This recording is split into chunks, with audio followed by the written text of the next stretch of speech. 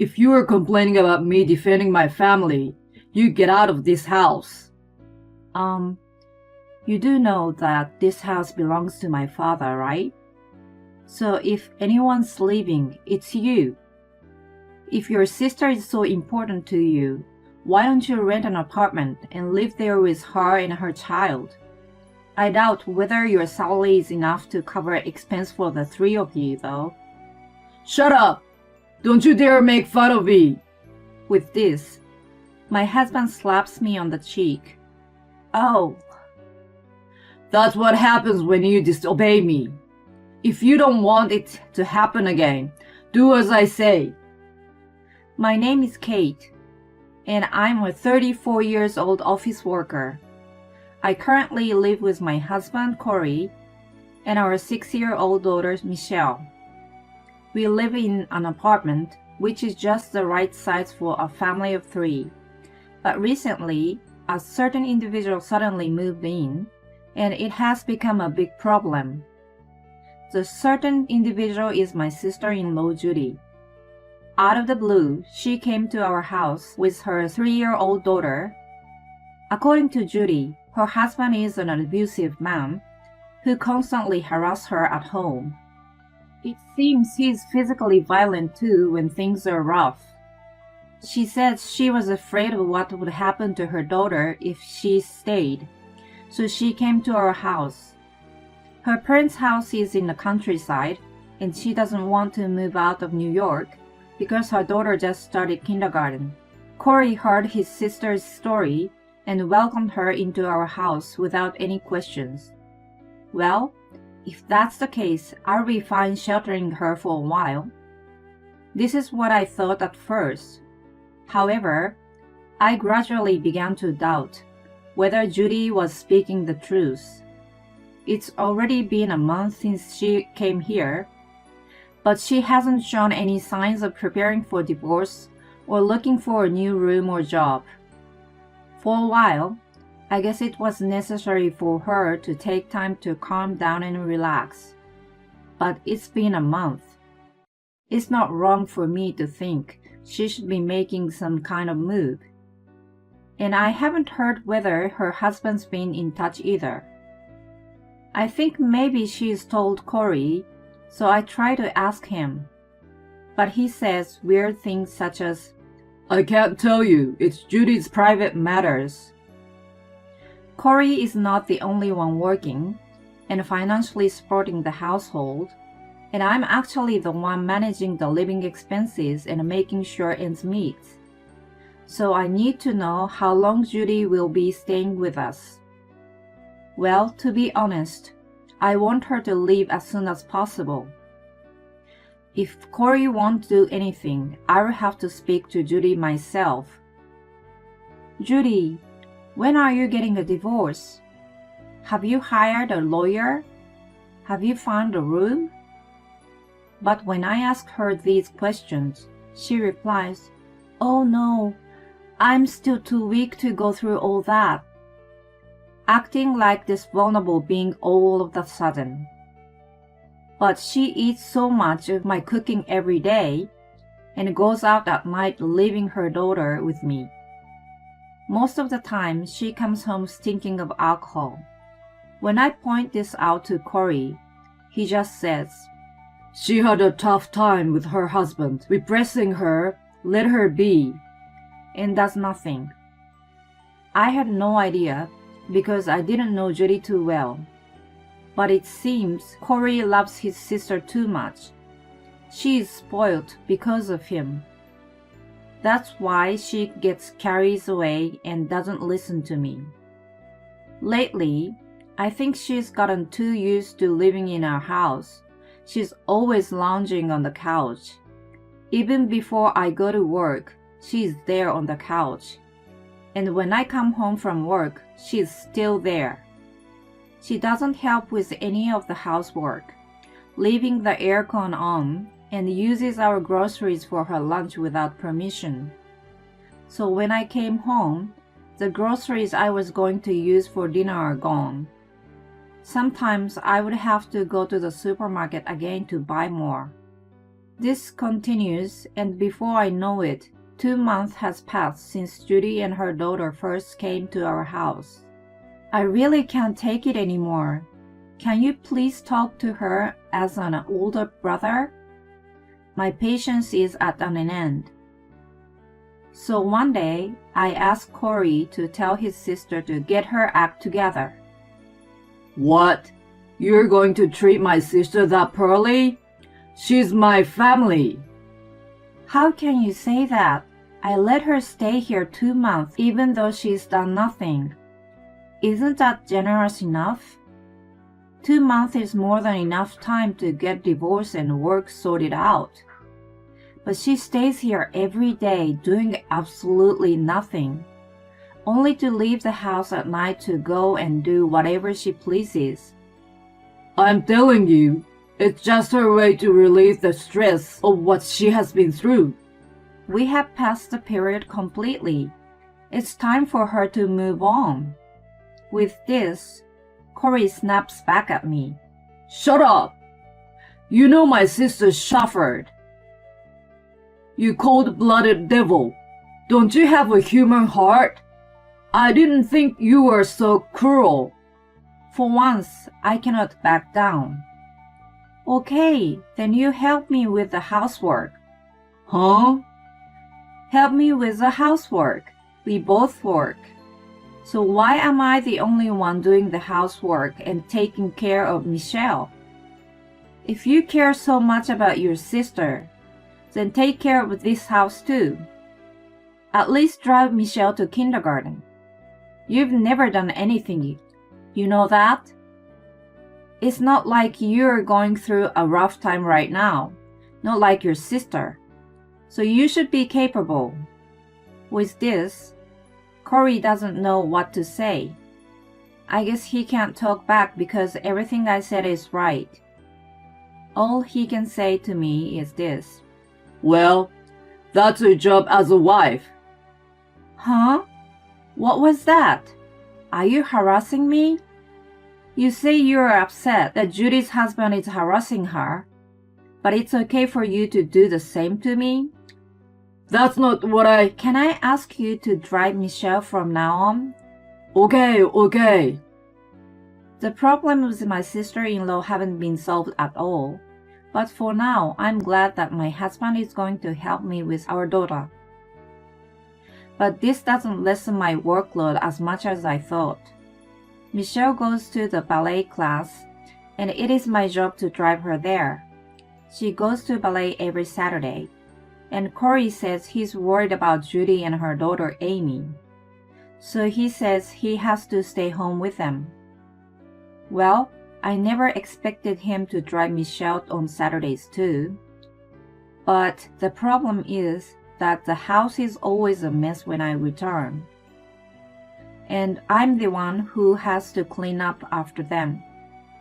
When I ask Corey if he can at least keep the house tidy, he says, I'm tired from all the driving, so let me rest on a Saturday. When I ask Judy to help with the housework, Corey says she doesn't need to. So there she is every day just sitting on her ass. It's like she's princess. And Corey seems to be more fond of Amy, his niece, than his own daughter. It worries me that Michelle always seems so sad. I once asked her, "What do you talk about when Dad picks you up?" But she replied with, "We don't. Dad never says a word." When I heard this, I was absolutely mortified. I had no idea that he wouldn't talk to his own daughter at all. After hearing this, I'm filled with anger toward Corey, because he talks to Amy so much, to the point that even she would find annoying. My life has truly been stressful and emotionally draining since Judy's arrival. If she's going to stay any longer, I will have to come up with some measures for my own sake. And the timing to make her move comes faster than I thought. It is while I am in the bath. taking my time to relieve myself from all the stress, when I suddenly hear Corey shouting. I am so startled that I fling on my clothes and rush into the living room. Michelle, do you know what you just did, huh? As I reach the living room, I see my daughter trembling in fear with tears rushing down her face. Corey is red-faced and angry. No matter how many times Michelle apologizes, he yells, You disgusting child! We need to beat that mean personality out of you! And won't listen to her at all. Hey! Calm down! Think of what you're saying to her. I immediately stand between my husband and daughter, protecting her. Tell me what happened. I will decide whether you can tell Michelle off or not once I know what happened. Michelle pushed Amy. She shoved her onto the floor. What? How dare she push my sister's daughter?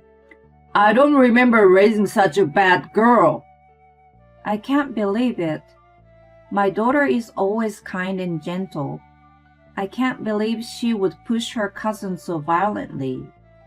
However, looking toward my sister-in-law and her daughter, I see that Judy is hugging and calming down on crying Amy. It was terrible things to do. You have to properly punish her, Corey. Glaring at Michelle, Judy eggs my husband on. Wait a minute. Maybe Michelle did push Amy, but why did she? She wouldn't do something like that without reason.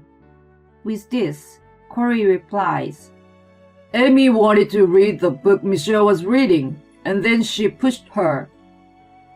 That was his explanation.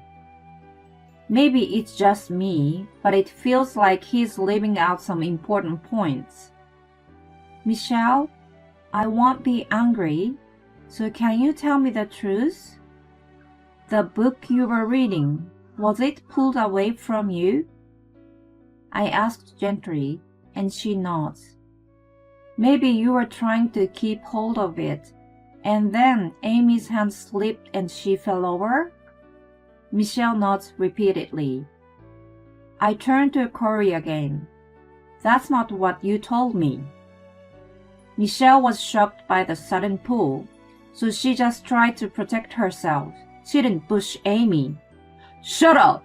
That doesn't change the fact she hurt my precious niece. What are you saying? That your niece is more important than your daughter? Of course she is.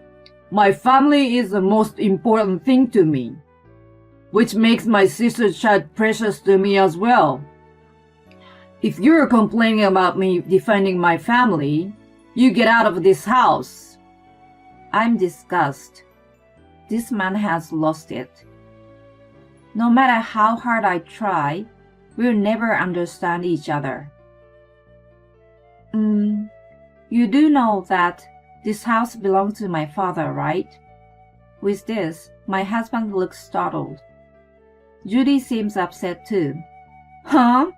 What do you mean? She says. So, if anyone's leaving, it's you. If your sister is so important to you, why don't you rent an apartment and live there with her and her child? You will be happy, right? Because you love your sister so much. I doubt whether your salary is enough to cover expenses for 3 of you, though. It seems this was it for Corey. Shut up! Don't you dare make fun of me! With this, my husband slaps me on the cheek. Oh! I feel a twinkling pain in my cheek. It must be turning red too. That's what happens when you disobey me. If you don't want it to happen again, do as I say. I rub my cheek with my hand and say, Fine, I will do as you say and leave. Packing my belongings, I take my daughter's hand and head to my parents' house. My parents are livid when I tell them what happened. Divorce him. That's the only option. And I'm getting them to leave that apartment, says my father, the owner of the apartment. But I'm sure Corey won't leave the house that easily. So for the time being, I decide to do some research to be prepared. I contact my in-laws to gather information about Judy's husband. I thought they might know something about him. However, they say they haven't heard anything from Judy. On the contrary, according to them, Judy and her husband's relationship was going well. I become increasingly suspicious of Judy's statements. But I've only briefly met her husband Stan, and of course, I don't have his contact info. My in-laws always contacted him through Judy, so they don't know how to reach him either. I heard he works at a company named so-and-so. Why don't you try reaching out to them? They say. So I head off to the company where Stan works. I vaguely remember his face, so I should be able to recognize him at the office. I stand outside the company near the end of the working hours and find him. When I call out to him, Stan is startled. Then he hurriedly asks, Do you know where Judy is right now? For a moment, I wonder if Judy really was suffering from this man. But it seems this is not the case. I go to a coffee shop with him and see what he has to say.